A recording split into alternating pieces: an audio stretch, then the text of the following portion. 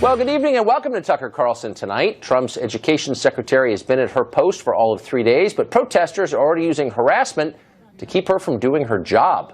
We'll find out what's setting them off. Plus, we'll talk to a professor with a novel idea for fixing poverty in this country: give everyone a government job. But first, last week at NYU, rioters shut down a planned speech by Vice co-founder Gavin McInnes. Now, one student there is saying the speech's organizers ought to be punished for this provocation. In a piece written for Washington Square News, that's NYU's student newspaper, grad student Kuras Esmaili says the college Republicans ought to be kicked off campus for inviting McInnes to speak there. McInnes's beliefs, he says, quote, are beyond our sense of democratic values and debate, and therefore ought to be suppressed. Kuras Esmaili joins us tonight from New York. Mr. Esmaili, thanks a lot for coming on. Thank you, Tucker, for having me. So, because this is kind of the crux of your argument, I want you to be a little more specific for us, if you could. You said that McInnes's point of view is, and I'm quote, beyond our sense of democratic values. What democratic values specifically are you referring to? First of all, Tucker, I want to thank you very much for having me on.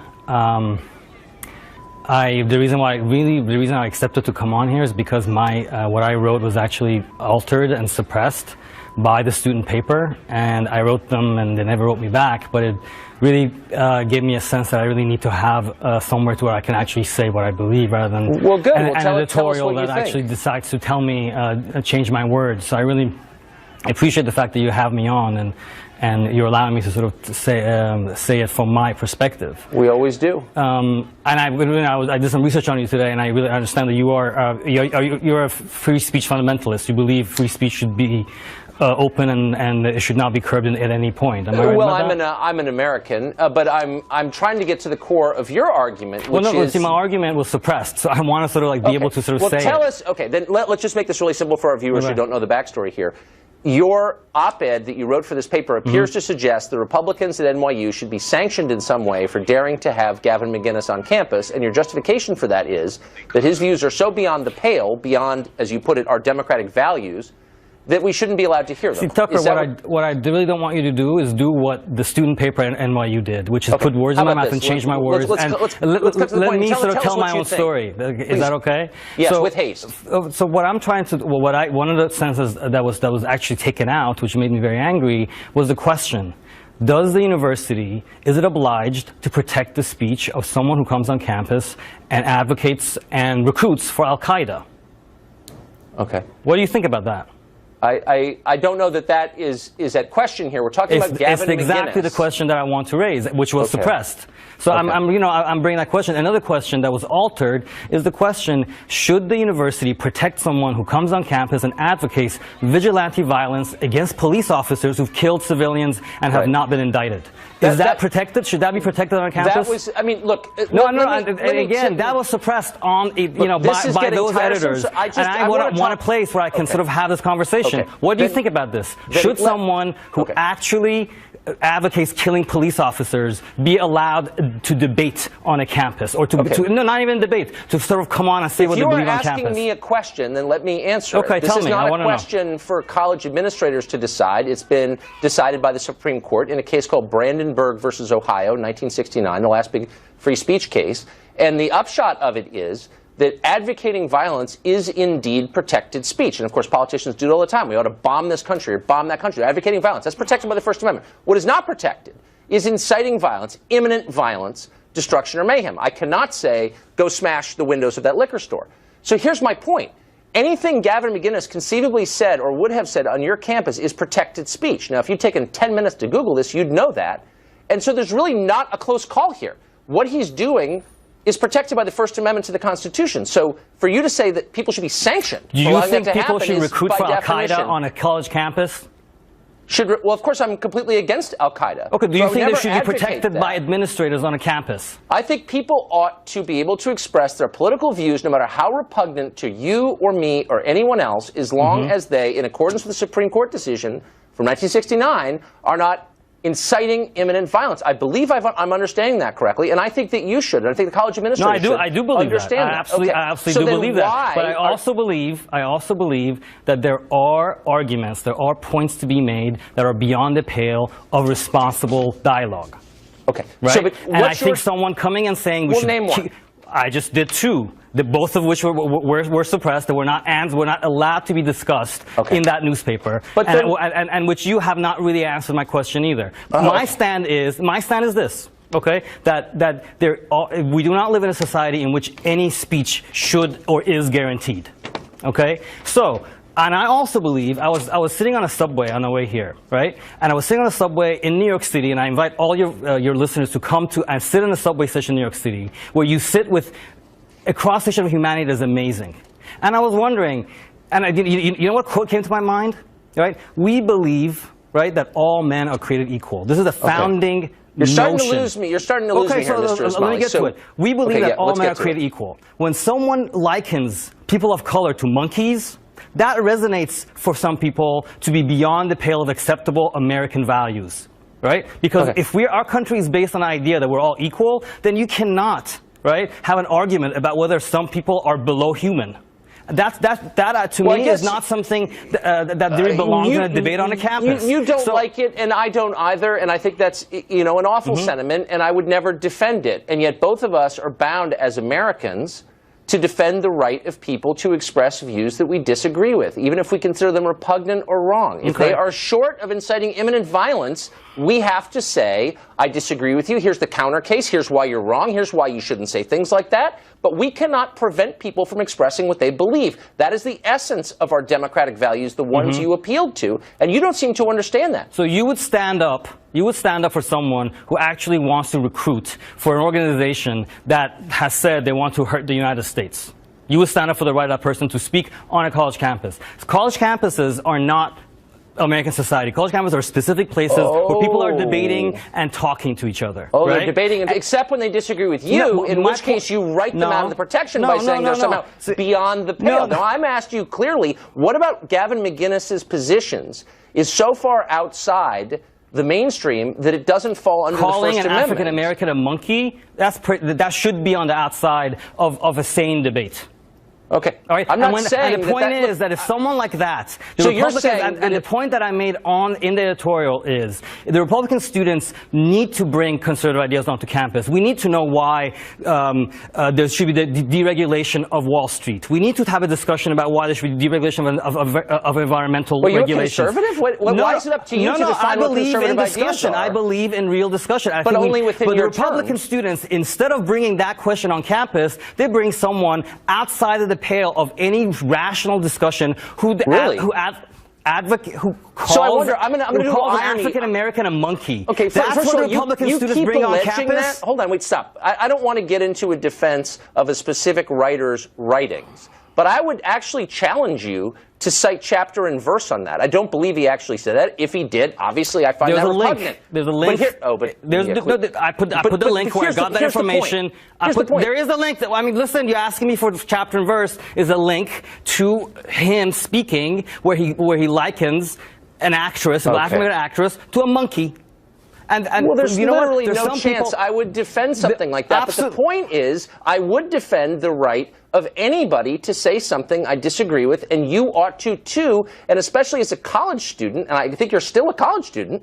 I'm a graduate student, and I actually You're teach. a graduate student, you teach, then you're in a world that was created specifically to protect people who have non-mainstream opinions. But that space does not protect everybody. Let's be clear about that. Apparently it doesn't. It doesn't protect people you disagree with. Does it protect people who advocate killing cops? Do you think that will go well? If someone wanted to go and speak on a college campus, first of all, a tour that said that talked the time. Really? I really want to know. I really want to know where there's anybody. Have you been to a Black Lives Matter protest? Absolutely not. I support Black Lives Matter. I would never support Black Lives Matter if they advocated killing a police officer. Really? And they do not. I wish we had the tape. We've only played it like 5 That is a distortion. Okay, but right. So that doesn't have the point being that your la-la land of college campuses being open to everybody to say whatever they want doesn't exist because we have a criteria, right? Look. We believe for 200 years that all men are created equal. Well, let me finish this thought. Yeah. Okay. People who come out and say, no, some people aren't equal. Women are inferior when it comes to this. Blacks are inferior when it comes to that. Muslims are inferior because people who say that, they go against the grain of a lot of people who get very angry at that. Yeah, people get angry angry. That's right. And maybe they should get angry. And but that that's inflames. That inflames. That takes us outside of a rational discussion. Okay. Right? So when people Republican students, if they want to have a rational discussion on campus, they should have us talk about something that matters. Okay. Right? Not bring some Yahoo. Wait, stop, Mr. Ismaili. Can I ask you one last question? We're almost out of time. If I want to know what the new rules are, as created by you, the graduate student, what are the rules for, as you said, rational conversation? I don't pretend to create rules. So where can I go on the internet to find out what speech is protected and what speech isn't protected, according to you and your friends at NYU? Is there a website We don't that tells make me? rules. I don't pretend to make rules, you keep and I don't want to be in a position of being administrator of a college. I think it's a very difficult job. That's not what I want to do. Okay, but how do I know what the rules are? Administrators, right, are responsible for the safety of their students on campus. Right, and when someone comes and advocates for this idea, the racist ideas, right, it can hurt people, right? Okay, and so the example that I used in my op-ed that you bring up is 2 weeks ago, some guy walks into a mosque, kills 6 people, right? After he heard, and this is documented, after he heard the speech of a far-right politician. Right, so words actually have effect, right? So if I were to go to a rally and people said, I'm just pulling this out of thin air, pigs in a blanket fry like bacon, about police officers advocating the killing of cops. I mean, you would say that's unacceptable. That should not be allowed. Is that what you're saying? I'm saying if student group wants to have a discussion about police brutality or racism. If they were to use that phrase, pigs in a blanket fry like bacon. I'm not interested in the phrase. I'm not going to debate you over this phrase should be allowed or not. Because you have no principles. That's why. Because all the things you've been saying for the last 11 minutes are totally untrue. And I came here because I thought I would get the same respect from you. You just revealed who you are. Well, okay, thanks a lot for joining us. No, you shut it down. Well, if you've been awake at any point in the last 50 years, you know that American colleges are basically pretty liberal. But in the past 5 years or so, campuses seem to have been hit by a fever they haven't experienced since the 1960s. Instead of focusing on professional skills or the sweet treats of scholarship, millions of students and professors have made far-left politics their only reason for being at school. The result is this: everybody gets a safe space except white men. They are hated and despised. What is this about exactly? Scott Greer is the author of a new book that considers it. It's called No Campus for White Men, and he joins us in the studio. Scott, thanks for coming on. Thanks for having me, Tugger. So the hysteria level's rising. That's not my imagination. I went to college at one point. It wasn't like this. What's changed? Well, what's changed is that over the last 5 years, and it actually extends longer to that, but it's really gravitated toward in the last 5 years, is that identity politics and victimhood culture have taken over higher education. Basically, with the 2 points is identity politics stress that basically all a person should care about is their own narrow group interests and the identity they ascribe to themselves, such as, if I'm an African-American man, that's all my politics, and I only care about furthering the interests of my specific group, African-Americans. Right. And that's become dominant on campus because they encourage it through affirmative action and other procedures that encourages people to gravitate towards specific identities for more benefit. And then second, and more important is, in some ways, is victimhood culture, where everybody kind of competes to be the biggest victim. And a lot of people are like, well, why are all these young people trying to pretend to be victims? Nobody wants to be a victim, but the reason why they do that is because we assign moral status in the college moral culture that's being created to who's the bigger victim, who's more oppressed, who's more oppressed gets more status in that moral hierarchy created. And if you're privileged, then that's the worst thing that can happen. And say, like in older moral culture, if you're like demonically possessed, that's the lowest. With this, it's like if you're privileged, that's the worst thing you can be, but being a victim is the best thing you can be. But when your victimhood isn't assigned based on socioeconomic status, you can be the son of a poor coal miner from West Virginia, and you're privileged, and you can be the son of a wealthy multimillionaire, but African-American, and you're oppressed. And that's how the system works. Now, there's so many ironies in all this. I mean, I guess the first one you sort of noted. I mean, everyone in college is privileged by definition. They're not working for a living. They're learning, which was considered a privilege for like 1,000 years. And the second point is that colleges were designed to be places where people studied universal truths and values rather than narrow and sectarian ones. Why the change? Like, what brought this about? How did it get here? Well, it is that it wants to pertain to these narrow interests, as I write in No Campus for White Men. It's about building. It's about It's about trying to get to the right views of these people. Right. It's trying to, if you have a narrow identity politics, if that's the core being of the political message on campus, everything is designed to please that type of system. So when you have an English course, The fact that Shakespeare and John Milton are the primary writers that are studying that course, that's a problem because they're white males. We need to have more diversity there because of identity politics. People are like, well, I feel left out because I'm reading Shakespeare or John Milton, even though they forget the universal message in those works and the message and the great writing. They instead, well, we need to have somebody that reflects this current campus culture that we have. So that's why they kind of they push these type of things on college campus. You know, I don't fully, I believe everything you say. I don't fully understand the psychology behind it or where it came from. But here's what I know for sure. It doesn't make you happy. We have a video from Yale. I think this is one of the exchanges that precipitated your book, that inspired you to write this. But it's also an expression of deep unhappiness. I mean, what was that about? Absolutely. And that, as you said, that inspired No Campus for White Men. That was about because the professor who was defending himself, who was surrounded and kind of undergoing an inquisition, his wife wrote a simple column saying, look, you shouldn't get all bent out of shape about cultural appropriating Halloween costumes. We know how terrible those can be. I mean, that's a real horror in our society if somebody dresses up in a Halloween costume that's considered cultural appropriation. And she merely said, like, look, you're college kids, you're going to do stupid things, just let it be, don't get out of shape about it. But that was like the worst thing that ever happened on this campus. It was like somebody wrote this horrific racist letter to the newspaper. That's how students treated it. And they took out all their anger upon this poor professor, who is actually a liberal himself, who actually sympathized with their cause, but they wouldn't even let him get his viewpoint heard. They just screamed at him and vented their anger. And it was all kind of this ritual humiliation that he was undergoing. And it was really quite shocking when it happened. And that's why it caught the national eye. It's just so bizarre. Standing on this bucolic, leafy campus in New England fall, 60 grand a year, none of them have jobs, and they're angry. It's so weird. No Campus for White Men is the book. Scott Greer is the author. Thanks for joining us. Thank you. Well, Democrats have been invoking the name of Coretta Scott King a lot this week after Senator Elizabeth Warren of Massachusetts used a letter that King wrote years ago to suggest that Attorney General Jeff Sessions is a bigot. But Mrs. King wrote another letter back in 1991, one you probably haven't heard a lot about. At the time, Senator Orrin Hatch of Utah was trying to repeal sanctions placed on employers who hired illegal aliens. Such a move, King warned, would have, quote, a devastating impact on less skilled African-American workers.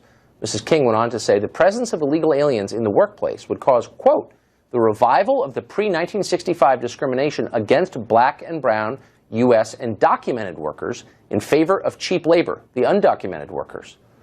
Truer words were never spoken or more prescient, but somehow no Democrat has been racing to read that letter. Well, the ACLU, the American Federation of Teachers, and other enthusiastic defenders of legal abortion have denounced Betsy DeVos, the new Secretary of Education, as, ironically, harmful to the nation's children. One of the most common criticisms of DeVos is that she has no familiarity with public schools. And that did not improve today, as a mass of protesters prevented her from visiting a public school here in Washington and possibly assaulted her. What has made these protesters so mad that they'll attack DeVos on her third day? Joined now by Douglas Harris. He's an economics professor at Tulane University in New Orleans. Professor Harris, thanks a lot for coming on. What do you make of that? Tucker, thanks for having me back. Well, I think the incident today was unfortunate, and I don't think really represents most of the protests. Certainly there's been a lot of opposition to her, but I think most of it's been pretty peaceful, and I think most of it will continue to be. But I do think it's worth thinking about where it's coming from, why the opposition has been so strong, and why the Senate Democrats went to such lengths to try to stop her. My own take on it from the beginning has been that it is about her ideas, and the idea that a free market in schooling is the best thing for students in the long term. Right. I think that's my take on it. I think the reasons why the opposition have been so strong, I think, are a lot broader than that.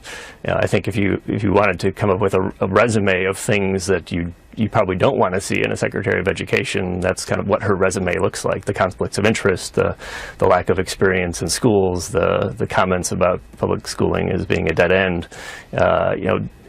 Not having the experience, and then having educators who take their jobs very seriously. They're very passionate about their jobs. I think that's one thing you can see from the last couple of weeks. And then to have somebody with that resume come in and be deemed the education leader for the country is tough on folks. Right. Well, they're too passionate about the jobs. Saving their jobs is their main concern in a lot of cases. I sent a child to public school here in D.C., and I can tell you that some of the teachers put as their primary interest saving their jobs rather than educating the kids. But look, you can have a fair debate. You and I have had a fair debate, and an interesting one, and I agreed with some of the things you said about the ideas that Betsy DeVos has about reforming education. But to attack her personally and to say she doesn't care about kids, doesn't care about schools, when she spent like $20 million just to be nice, just not on her own kids, but on other people's kids. Right. And actually, the school that she and her husband have funded in West Michigan has had great results. I mean, I think by any standard, it's kind of worked. Doesn't mean it's applicable to all schools. But it does mean people ought to give her the benefit of the doubt personally, shouldn't they? Well, I do think she cares, and I think the reform movement often kind of goes off in these different directions on both sides of people saying they don't care. So on the one side, saying that teachers are just out to keep their jobs. You know, the teachers care about their jobs, yes, but they care about kids. And I think at the other side, I think Betsy DeVos cares about kids. I think that she has their interest in mind. I think we just have very different views about what's in their interest. And I don't think she's looked carefully at the evidence and really looks at it that way to see whether things are working or not. She has a very strong idea of what she wants to do, and she's going to pursue that seemingly against the evidence. It just seems like in a normal world, people, including teachers, would look at the test results in Washington, D.C., which is where this happened today, and say, this is so outrageous. I mean, I've got the numbers here. You're familiar with them. 12% of D.C. public school students can pass the math standards. 12%. Why aren't they having protests against that? I mean, that really is hurting people, way more than Betsy DeVos could even devise to hurt somebody. But there are no protests about that. Why? Well, I think they do oppose that, and they have different ideas on what they want to do. You know, so the alternative approach here would be, and I'm not advocating this, but just trying to summarize the position, that we need more early childhood education, and we need to pay teachers higher salaries and more support. Better buildings. You know, some of the buildings in Detroit are widely publicized to be falling apart. Do people really think that after what we did in Kansas City, what we've done here in D.C.? I mean, have you seen some of the schools we have here? My daughter went to one. And, you know, they're unbelievable. They're way nicer than any private school here in their physical plant. And yet, you know, the results are spotty at best. I mean, do people really, with a straight face, argue it's a pure funding formula? The more money you put into it, the better result you get? I just don't think there are any data to show that. No, I don't think that's what the data show either, but I think there certainly are places where money is an issue, and a lot of what's going on isn't just about the schools either, right? So we have to remember that a lot of the low performance that we're seeing, a lot of that starts and exists when students start the first day of kindergarten, and the schools are trying to catch up from that. So it's not just about the schools, and this is why I think people point to early childhood education as a potential solution, so that they're not so far behind. So I do think that one in particular is a good idea. Do I think that money alone is going to solve this problem within the existing system? No, and that's why my argument hasn't been that we shouldn't do anything differently. It's that we shouldn't go so far in the direction that she's arguing. Right. Professor, thanks for joining us. I appreciate it. Oh, thank you. Up next, more and more people are posting ads for roommates with one peculiar requirement: no Trump supporters allowed. What makes this kind of new segregation better than the old kind? We'll tell you. Plus, in a new poll, a majority of American high school students say offensive speech should not be allowed in public at all. It should be banned. If children are our future, what does it say about our future? We've got details coming up. Well, dozens of people in Washington and around the country are admitting they simply can't bear to live with supporters of the current president. For example, the New York Times reports that a woman called Sahar Khayan was seeking a roommate to fill her $1,300 per month room in Georgetown here in D.C. Her ad read this way: alcohol, pets, and meat products are not allowed in the house. Neither are Trump supporters. Another renter says his home won't welcome Borg, Vorgons, Lannisters, Sith, or Trump supporters, whatever that means. It's not clear whether any of this is illegal. The Fair Housing Act does not ban political discrimination, though D.C. law does. For some reason, instead of calling this what it is, housing discrimination, the New York Times labeled these ads, quote, a small act of defiance, apparently part of the resistance. Think they'd use the same words if the politics were reversed? Probably not. Well, a demoralizing new study finds that a majority of America's young people oppose the First Amendment. In a survey of 12,000 high school kids, just over 50% of respondents said people should not be allowed to use any offensive words in public. An even larger percentage said people should not be allowed to make offensive statements on social media. The blunt question, are we doomed? John Sotsky is the Director of Strategy and Assessment at the Knight Foundation, which commissioned the survey there for the First Amendment, thank heaven, and he joins us now. John, is there any reason not to be really bothered by this? Isn't one of the key things you learn in school as an American that our country is predicated, among other things, the First Amendment? But they don't seem to have learned that. Well, first off, good evening, Tucker. Thanks for having me.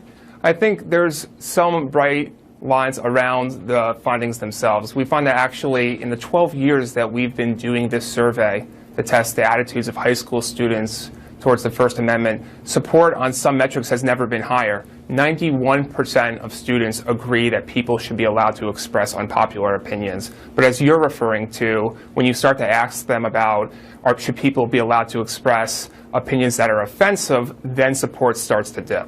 Oh, it doesn't just dip, it goes below 50. The majority says no. And so how can you be for the First Amendment if you don't think that people should be allowed to say things you disagree with? It's a great question. So I think one hypothesis is that students don't truly appreciate what the First Amendment is, and that part of the First Amendment isn't a right not to be offended. But the other aspect here is that I think increasingly, whether it's through media segmentation, whether it's through social networks, people are self-identifying into tribes, they're like-minded, and they're not exposed to the opinions of others. And I think that's increasing a lack of tolerance to hear viewpoints that are not ones that they're accustomed to encountering through the networks that they travel in. And they're kids, and so they're judgmental and lacking wisdom and all the things that go along with youth, in addition to good health and optimism. Well, I guess what's really striking, though, is teachers agree with them. So according to your survey, and thank you again for doing this survey, almost half of teachers, adults in charge of our kids, agreed. 53% agreed that you have the right to exercise your First Amendment rights, but 47% said you don't. So how did that happen? You know, adults tend to be slightly more supportive of First Amendment issues. In this case, the discrepancy is not that much. It's always funny. There's always one question about whether students should be allowed to publish whatever they want in the school newspaper. That's the only one where students are more supportive of First Amendment rights than teachers are. Right. But for the most part, that's right. That's right. But generally, it's pretty close, and it shows you we can't just ascribe this to a younger generation's views. This is actually a fairly common held view, and when you start to dig deeper into First Amendment attitudes, even internationally, you find when you ask questions that are about offensive free speech, support dips noticeably. But, I mean, you don't see this as a crisis? So the people teaching, so we go to work and we leave our kids in the care of adults who we believe are making them better people, but it turns out that almost half of them don't believe in the First Amendment, which is like the bedrock of American life, culture, civilization. So it makes us different. It's what we have of value. And they don't believe in that? Like, shouldn't we do something about this? Like, teach them? Well, civics education is certainly one course, but I think it's not just a matter of teachers. And what you find in the survey is this isn't about blue states or red states. This is 12,000 students and nearly 1,000 teachers who are surveyed across all states in the country. So this is an issue that we're encountering across the board, and really thinking about how we become more tolerant of other viewpoints. You know as well as I, because you do the surveys, that support for the First Amendment is noticeably higher among conservatives than among liberals. And that kind of jumps right out at you. I haven't seen that. I think it's an issue that that really spans the spectrum. Quite frankly, I think whether it's incidents in Berkeley, which I know you've covered on your show recently, or people upset about Colin Kaepernick's gestures earlier in the year, I think you find outrage on both sides when it comes to different forms of freedom of expression. Outrage is fine. If you're allowed to be outraged, you're not allowed to prevent other people from saying what they think. Maybe that's the distinction. John, thanks for joining us. Appreciate it. Thanks. Appreciate it. Americans possess a lot of rights, and the number is growing. The Constitution guarantees the rights of free speech, free religion, and the right to bear arms. Judicial alchemy has created brand new rights, such as abortion, gay marriage, etc. Is it time for yet another, the right to a job? That's what economist Mark Paul is arguing. In a recent column for the Jacobin magazine, Paul says the government ought to offer a job guaranteed, paying at least $23 grand a year to anybody who wants one. He says this would permanently fix the problem of the working poor. Is it madness or brilliance? Maybe both? Professor Paul joins us tonight from Raleigh, North Carolina. Professor, thanks for coming on. Thanks for having me, Tucker. I'm not here to attack you. I think there is a huge problem as we transition out of an industrial economy with what people do for a living, and clearly we've left a lot of people behind. The first thing that bothers me about your idea, though, it does seem like giving up. It feels like admitting that some people are never going to be integrated into whatever the new economy is. They can't succeed, so let's just put them on the dole, in effect. Is that what it is? Absolutely not, Tucker. First of all, thanks for having me on. But I have to say, I couldn't disagree with you more on this fact. I believe strongly in American workers. But what I think is, right now, the market is failing far too many. Right now, we have 15 million Americans that are unemployed or looking for full-time work and simply can't find it. I think that anybody who wants to work should be able to find a job, and that's what this program does. And when you talk to employers, what do they want? They want an educated and skilled workforce. How do workers build skills? They build it through working. Talk to employers, one of the biggest problems they have is the fact that they don't want to hire people that are unemployed. Let's put people to work. Let's help them build skills. Best way to acquire those skills is on the job. And through this type of program, we could really be rebuilding our infrastructure, which will also help private businesses exceed and expand. See, I don't think anything you've said is crazy at all. And so again, I'm taking you seriously because I think there is a problem, and you've identified it, and God bless you for doing that. The problem I have with it, though, is that people will not work unless there's an incentive to. I won't. I'd sit around all day if I didn't have to work. And so what's the incentive for people to take these jobs? Would you eliminate current welfare programs?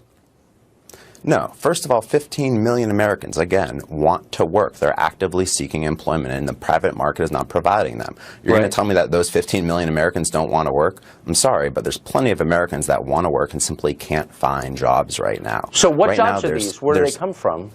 Hold on a second there. Right now, there are 4 job openings for every 10 workers seeking employment. There's simply not enough jobs for these workers. So it's not about people not wanting to work. It's about the market not providing adequate employment for these workers. This program will do that. So now you asked me about the types of jobs.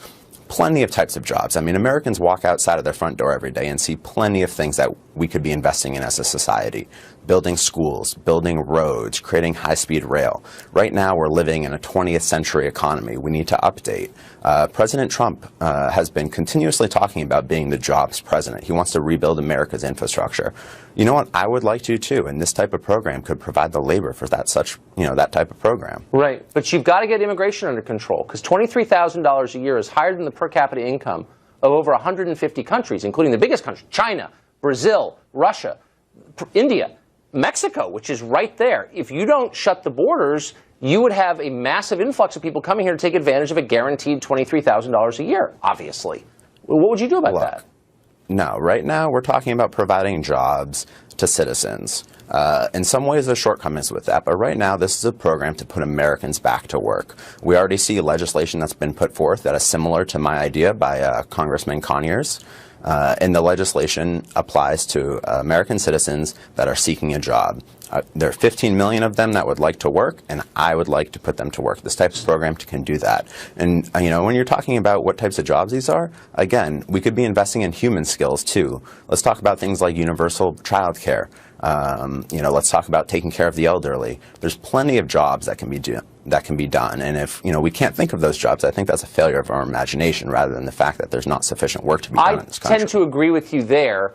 I guess my last sort of skeptical instinct comes from the fact that I'm around government workers all the time. My dad was one. Some of them are great, but some of them treat their jobs like they're a joke. Go to the DMV. That's a real thing. You go there, you know that. They don't take their jobs seriously. And so why wouldn't these 15 million workers in new government jobs have the same attitude? I think that people genuinely want to work. There's a tremendous amount of dignity to work, and that these individuals, if given an opportunity, I'm a firm believer that folks will want to work, will do a good job, will be productive members of our society. We simply want these people to contribute to our society. They want to contribute. We want to let them contribute. All right. But right now, they're not given a fair shot at doing that, and this program can I give agree them with just your that. aim. We're out of time. Professor, thank you. Well, if you saw that mob of violent young leftists setting fires outside of UC Berkeley last week, the obvious question may have occurred to you. What's going to happen to these people when they grow up? Will they embrace reality and responsibility and the bourgeois values that produce stable, happy societies? Well, as it happens, our Fred and Rod Dreher at the American Conservative received a letter recently from a reader who is pondering that very thing. Her conclusion? Don't bet on it. Her name is Annie, and here's part of what she wrote. Quote, "The power of the meritocratic society gives our untitled aristocrats a belief in the rightness of their rule through the power of resume and college credentialing. They can jet to Southeast Asia for a semester, volunteer in South America for a year, travel to Turkey twice in a year, and never think at all about their carbon footprint. They dine out more than any generation ever has, but they vote the right way and never think about warehouses or trucking lines. They're the children of neoliberal boomers, and they stand to inherit their parents' and grandparents' wealth and power. They criticize the faces of that power while embracing the underlying premises. It's an enormous mistake to think they're going to grow up and accept things. I know too many of them. They are the Obama bureaucrats still in their jobs, the lawyers in California mid-level institutions, the doctors, the foreign correspondents. They are revolutionaries, but the revolution strangely keeps all wealthy urbanites like themselves in their real simple lifestyles. It's a revolution forced upon the lower classes that gets corporations to signal their allegiance. The colleges are at the center of this revolution for a reason. They give the credentials. If the kids ever start rejecting the college system, then we'll know something has changed. This is the toxic rot of meritocracy. We are watching the scions of the upper middle class and the wealthy justify their rule to themselves and to us through a progressive status politics that leaves the poor rotting on drugs, jobless, fatherless, hopeless. It almost makes you long for an aristocracy where power was an accident of birth, where there were reciprocal obligations. Interesting that the gap between the rich and the poor has never been greater than the global meritocracy. And there it is. And that's about it for us tonight. Tune in each night at 9 to the show that is the sworn enemy of lying, pomposity, smugness, and groupthink. Be sure to set your DVR for the show if you haven't already. And be sure to watch Sean Hannity. He's up next. Have a great weekend.